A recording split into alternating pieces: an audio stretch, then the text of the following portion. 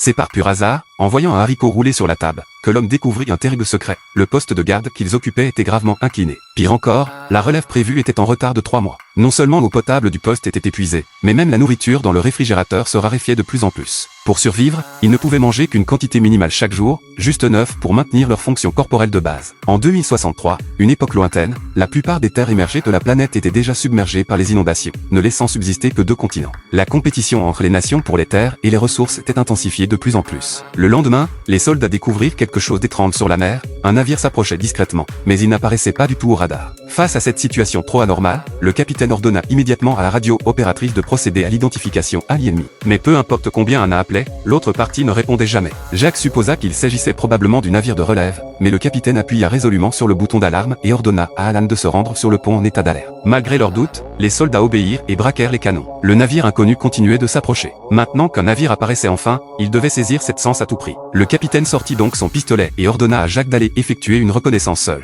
Jacques était très réticent, mais il n'y avait que 4 personnes dans la tour. Anna s'occupait des communications, Alan des armes. Il n'y avait donc personne d'autre que lui pour y aller. On ne pouvait pas vraiment attendre que le vieux capitaine y aille en personne. Cependant, plus il s'approchait du navire, plus l'atmosphère se renforçait. Jacques inspecta tout le bateau, mais ne vit aucun équipage. Vu qu'il n'y avait aucune réponse, il dut se raidir le courage et monter sur le pont, car c'était leur seule chance de s'en échapper. Pour ne pas faire de bruit, il éteignit son talkie-walkie. Mais ce qu'il vit à bord le laissa complètement stupéfait. D'après les 4 uniformes soigneusement empilés dans la cale, il s'agissait indubitablement du navire ami venu pour le relais. Mais tout le monde avait disparu en un air. Heureusement, toutes les provisions étaient encore là. Jacques, qui n'avait pas mangé à sa faim depuis longtemps, se mit à manger avidement. Il ne savait pas que le capitaine, n'ayant reçu aucune nouvelle de lui depuis longtemps, supposait qu'il avait rencontré un malheur. Dans ce cas, la seule solution était de détruire le navire adverse. Mais comme la distance dépassait la portée des canons, il devait utiliser cette arme ultime, ce qui nécessitait l'utilisation simultanée des clés du capitaine et d'Anna. Anna n'était manifestement pas d'accord avec la décision du capitaine, mais elle savait ce qu'il en coûterait de désobéir à un ordre militaire. Après un moment d'hésitation, elle dut la lui remettre. Le capitaine inséra les 2 clés pour lancer le programme informatique, et peu de temps après, obtint le code de lancement aléatoire. Cependant,